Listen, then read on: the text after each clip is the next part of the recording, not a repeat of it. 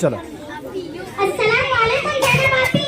वालेकुम अस्सलाम रहमतुल्लाहि व बरकातहू। सुमैया बहन खैरियत से हो बहन? अल्हम्दुलिल्लाह, आप खैरियत से हो बहन? हाँ यार, मैं तो मजे में हूँ। बहन क्या मैं आपसे कुछ पूछ सकती हूँ? हाँ क्यों नहीं, बिल्कुल पूछो। बहन क्या आप दीनी तालीम हासिल की है? हाँ दीनी तालीम तो हासिल की हूँ। अच्छा बहन, तो आप मुझे बताइए हमें सुबह उठकर क्या करना चाहिए अगर आप दीनी तालीम हासिल की हो तो?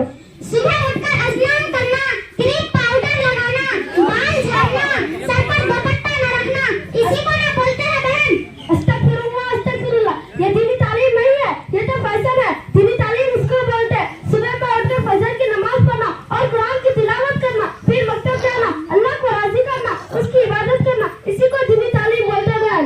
अच्छा बहन बताओ, आपके मकतब में अंग्रेजी पढ़ाई भी होती है? हाँ होती है।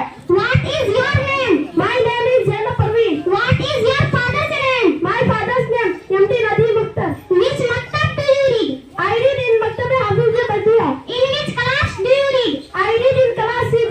बहुत अच्छा बहन। अब आप बता सकते हो कि गुस्ल में कितने फराइज है?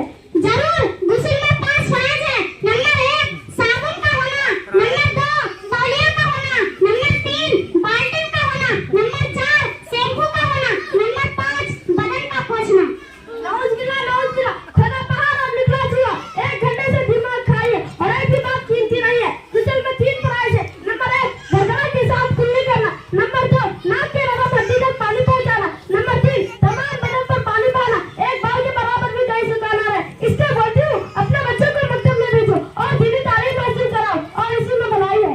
ठीक है बहन, मैं तौबा करती हूँ और आज ही आपके मकतब में जाकर एडमिशन कर लूंगी और आपके साथ दीनी तालीम हासिल करूंगी इंशाअल्लाह। अब मैं चलती हूँ, खुदा हाफिज। खुदा हाफिज। माशाअल्लाह, बच्चे बहुत ही बेहतरीन अंदाज में मुकालमा पेश कर रहे थे। ये सिर्फ हंसने की बात नहीं है, इसमें हमें सबक भी मिलता है कि क्या सीखना चाहिए हमें इनसे। आप सीखें इनसे। अब इसके बाद मैं तीसरी मुकालमा पेश करने के लिए तीसरा मुकालमा पेश करने के लिए शमा परवीन को दावत देता हूँ और कायनात को वो अपने पूरी सहेली के साथ, पूरी टीम के साथ आए और अपना मुकालमा पेश करें। इसमें बच्चे ज्यादा हैं इसलिए आप लोग पीछे हट जाइए, थोड़ा सा और पीछे हटिए, थोड़ा सा और पीछे करिए आप लोग। इस गेट को जिस तरह इधर आ जाइए ना, क्या दिक्कत है? ठीक है, पीछे चलो, बच्चों को आगे आने नहीं देना। पीछे चलो और पीछे चलो, चलिए।